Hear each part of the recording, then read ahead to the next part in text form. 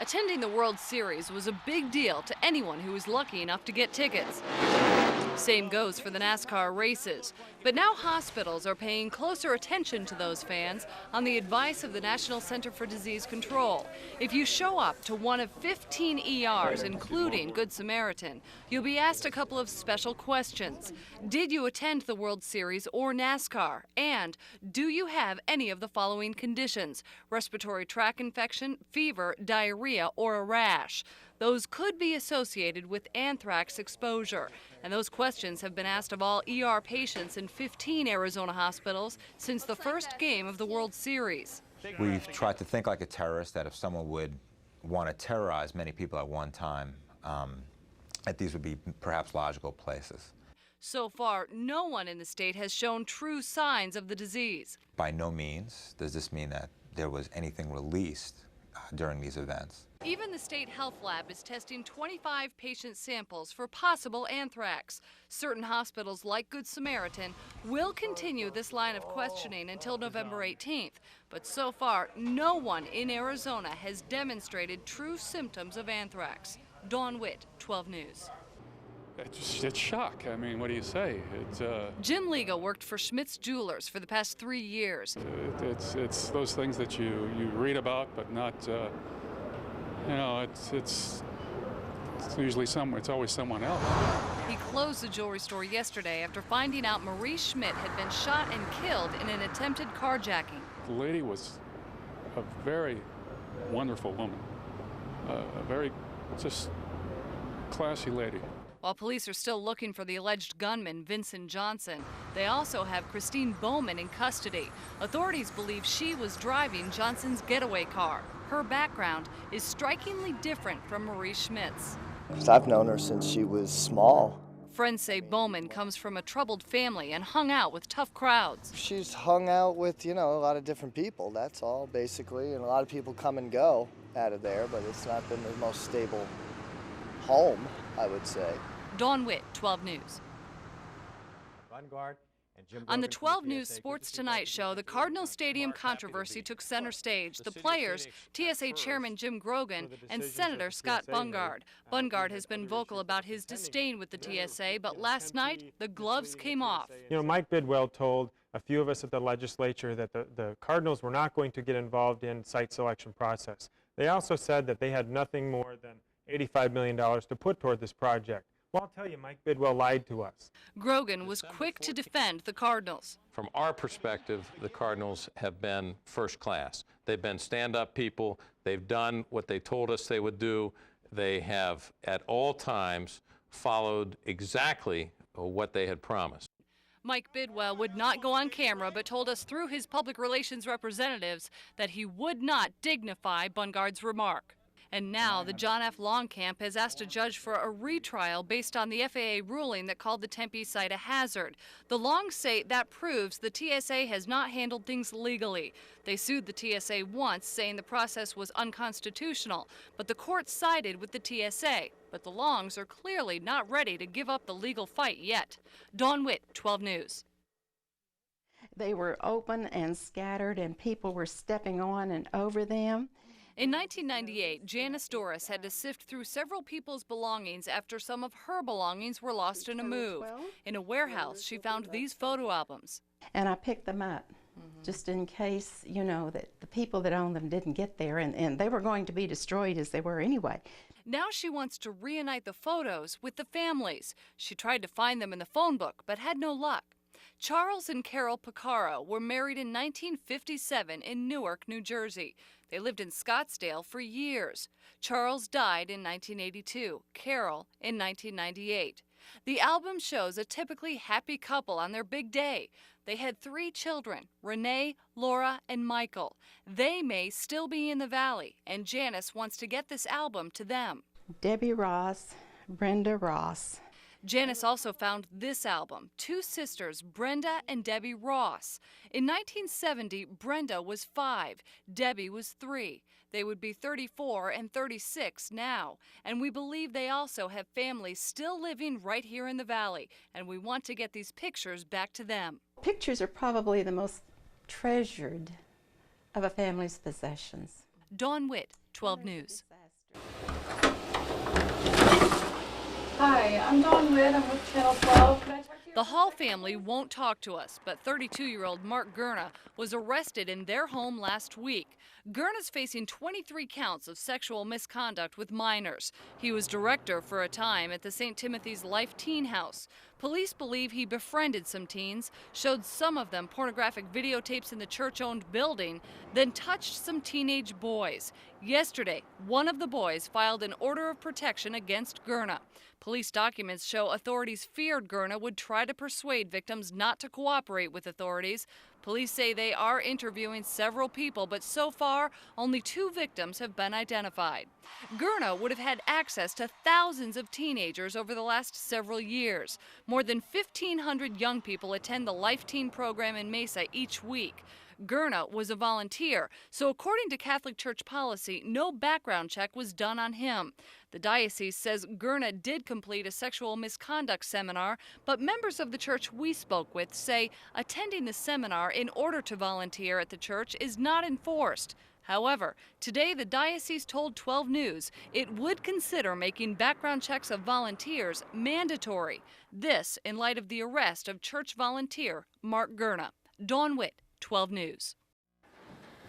Authorities may believe David Anthony abused his stepdaughter Danielle and that it could be the motive for murder. The search warrant papers say there was documentation indicating David had written a letter in reference to an injury sustained by Danielle. Anthony has said his stepdaughter was hit in the face by one of their horses, but that letter could raise doubts on his explanation. Also, DNA samples taken from Danielle's bed show David's semen mixed with Danielle's blood. Anthony claims he and his wife Donna had sex on that bed, but no DNA from Donna was found there. Authorities believe that may be evidence of Anthony molesting his stepdaughter. The paperwork also says investigators found a receipt from JCPenney showing David Anthony bought new bedding for the master bedroom and Danielle's room 3 days after his family disappeared. Also, Donna used her Speed Pass card at Mobile gas station on July 7th. David Anthony canceled the card after Donna's disappearance. But then, that same Speed Pass was found in Anthony's possession the day he was arrested. Some wonder, was that an honest mistake or a poor attempt at covering up a crime? Dawn Witt, 12 News. Mayor Skip Rimza wants the February target date set by the TSA delayed until June. We just don't know what the voters of Phoenix are thinking yet because this has been such a mess. Delaying the deadline would enable Phoenix to put the issue to a public vote in May. Rimza makes no secret of the fact he wants the stadium to stay away from the West Valley. If we build this out in the middle of nowhere like the trotting park in the West Valley today, we're not going to get any community benefit. We'll spend $400 million for, basically 8 or 10 events a year. In the East Valley, 4 leaders are joining forces. Scottsdale Mayor Mary Manross, Tempe Mayor Neil Giuliano, Mesa Mayor Keno Hawker, and Ivan Makel, president of the Salt River Pima Maricopa Indian community. Their goal is to make sure the new Cardinals Stadium is built somewhere on the east side. We know where the fan base is. We know where the volunteer base is. We know where the ticket holders are, both for the professional franchise and for the Fiesta Bowl. And generally, that is all in the East Valley. In the next several weeks, the 4 leaders say they'll support one site in the East Valley. Also today, the Downtown Phoenix Partnership finalized its proposal for 2 downtown sites. So far, at least 15 sites are expected to be proposed to the TSA tomorrow, but many more may still join the race. Dawn Witt, 12 News.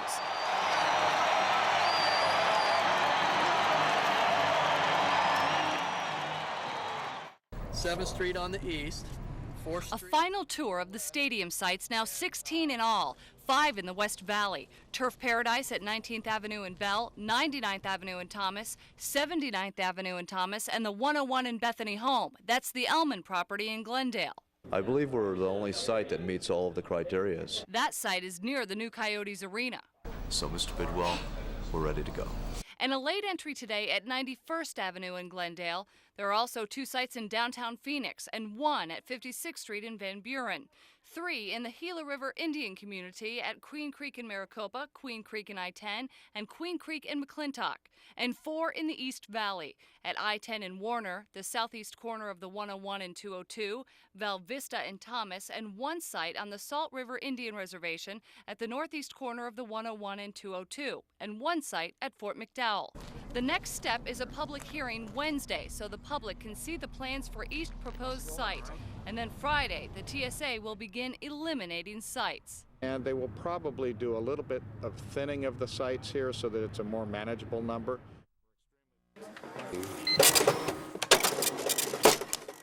Pay lots of attention to that. I think we have to these days. When you get to the register, do you know the price of what you're buying? According to the state, Mervyn's shoppers know better than anyone else. Out of 13 spot inspections, the store passed all of them. A lot of stores don't have it marked very well. The Department of Weights and Measures conducted a 10-month study, making sure there's a price tag on the item or on a nearby shelf or posted on a display. If it's not, they can fine the stores $500 per item per month per store. The biggest offender, they say it's Kmart. Kmart locations that we go to time and time again don't seem to get with the program and price items the way the law requires. Out of 89 spot inspections, Weights and Measures says Kmart failed 72, more than any other store in the state. It also received the biggest fine, more than $110,000. In addition to Mervyn's, JCPenney, Best Buy, and Costco passed all inspections. Inspectors suggest you write down prices or ask if an item is not properly marked. And they say call them if the store doesn't improve its pricing. Dawn Witt, 12 News. $19. In the America West restroom, Mike Pavich's glasses were lying on the ground beside him. Well, they didn't notice that my father was missing from his seat on descent, and I believe he was in the 4th or 5th row in the aisle when they're so picky about putting your tray up and your seat back.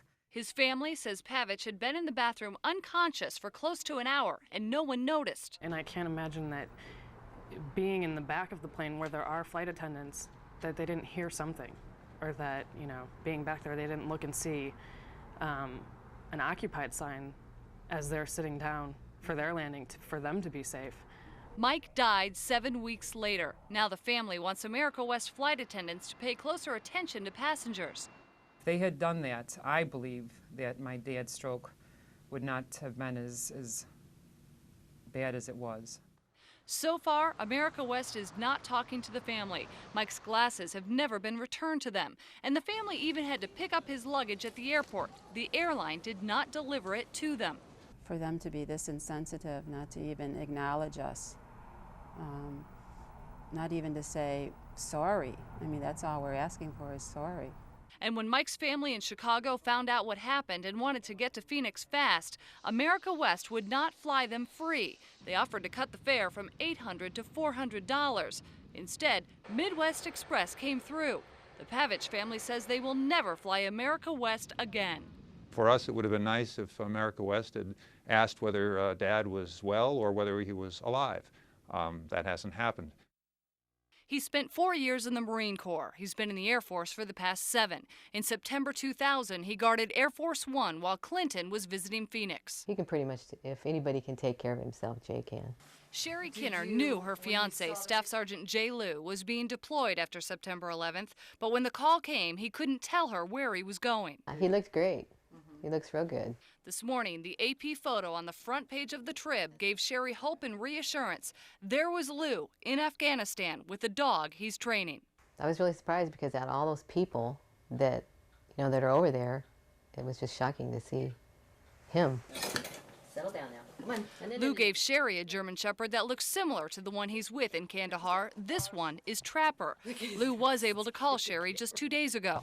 He just said he missed me and loved me, and he'd talk when he could, so.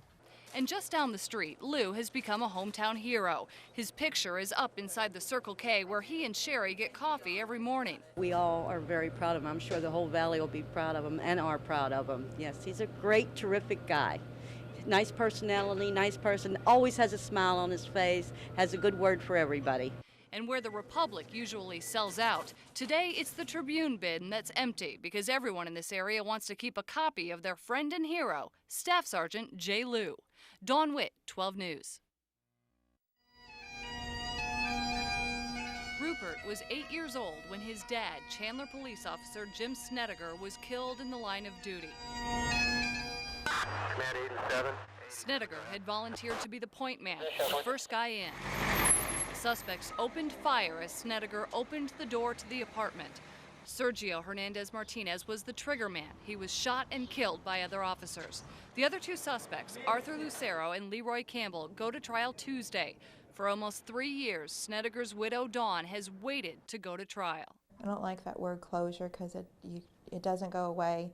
You feel like there's a hole shot through the middle of you, and all you can do is pray God to fill up that hole with something besides hate or worry or upset.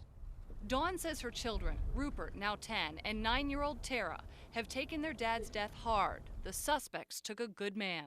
You miss the everyday action. I mean, the stuff that a lot of people out there that have it take it for granted and is boring home life, or, you know, I mean, how things can get humdrum and routine and the same.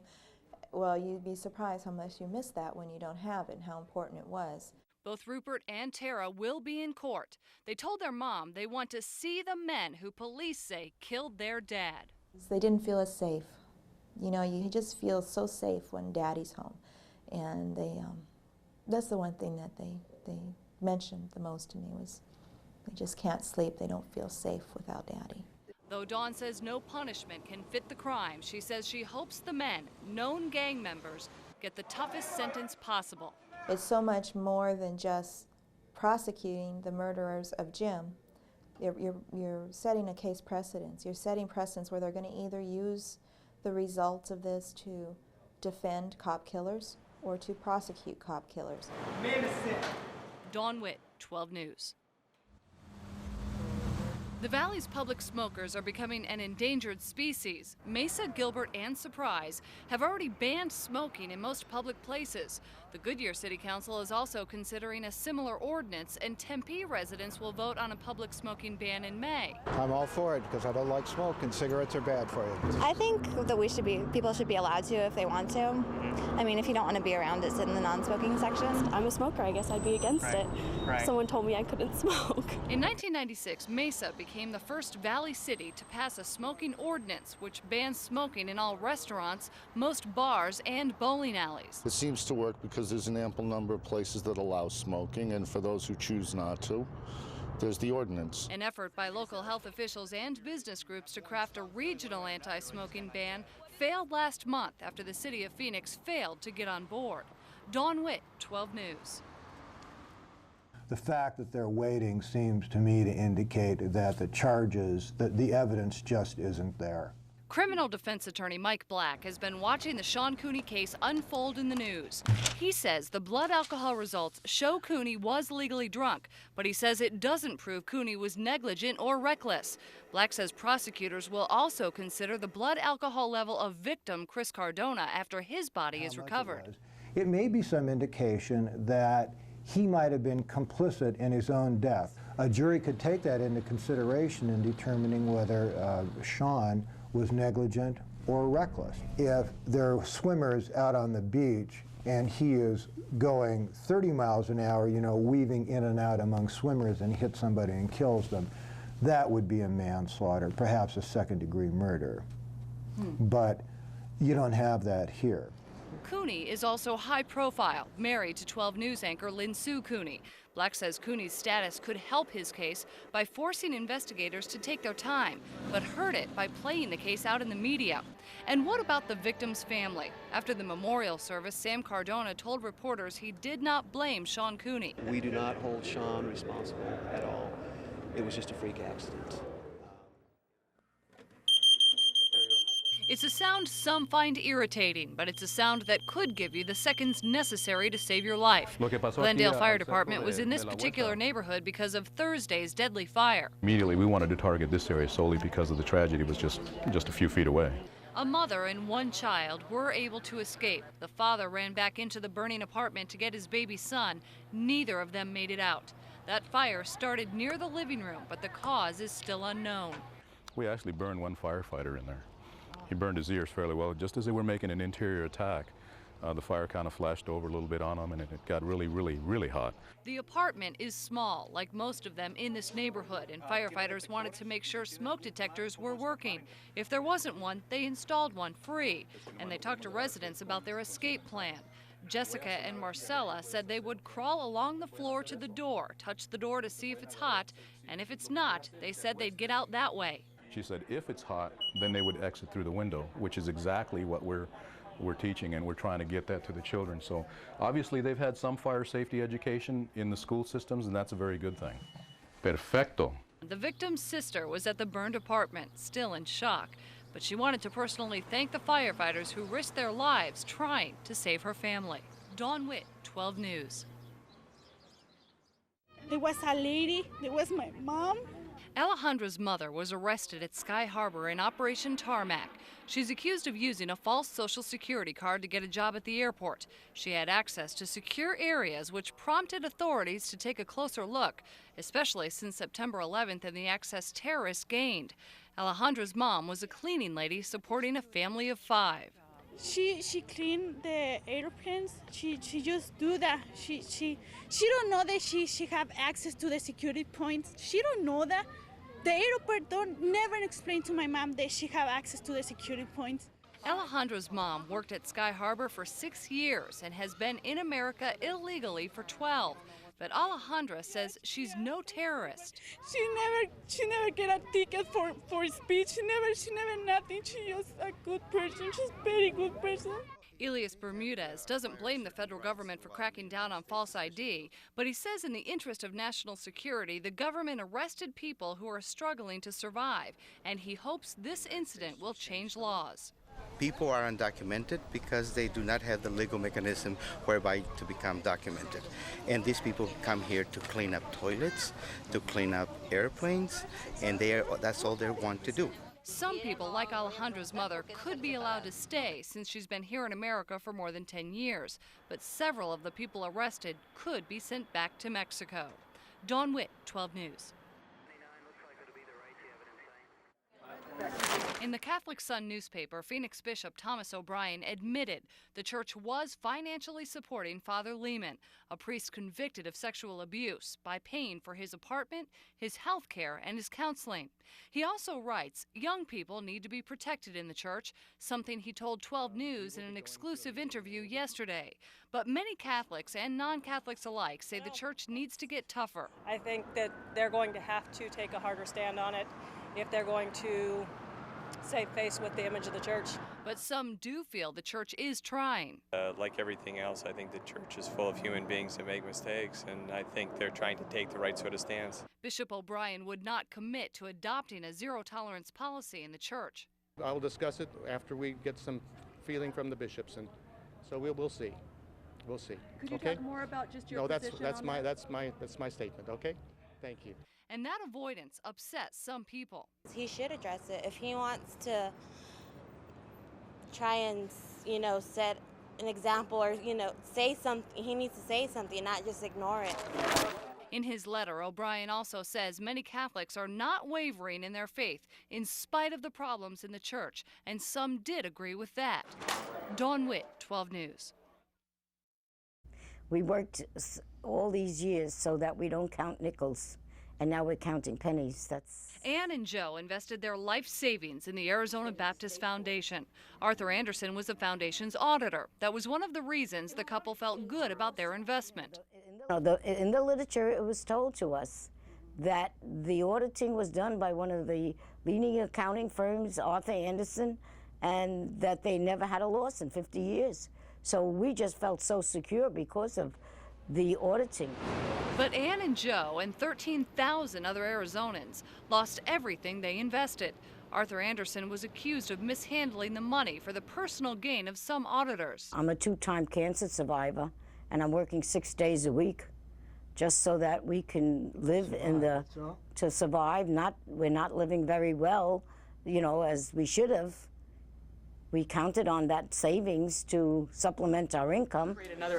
Arthur Anderson has not admitted to any wrongdoing in spite of the huge settlement. I leave it to you to judge whether people who think they did nothing wrong will pay $217 million. I really feel that. But in spite of their loss, Ann believes Arthur Anderson should get a second chance. I think that if they paid for what they've done, they're entitled to come back.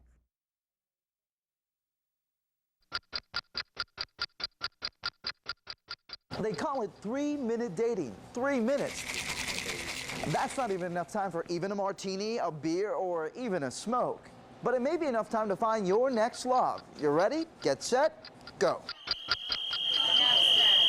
Everybody rotate! It may sound like a cattle call, but it could be a call to potential couplehood. Hurry date. Hurry. Much better to me than going out and meeting some drunk guy at a bar. Meet Jill. It's totally convenient. She's 24, works at a mortuary. So when you meet people at my work, they're either mourning or they're dead. This just sounded like so much fun. Single and searching. Maybe Mr. Right now, not Mr. Right. Definitely not Mr. Right. Meet Franklin, a computer chip maker.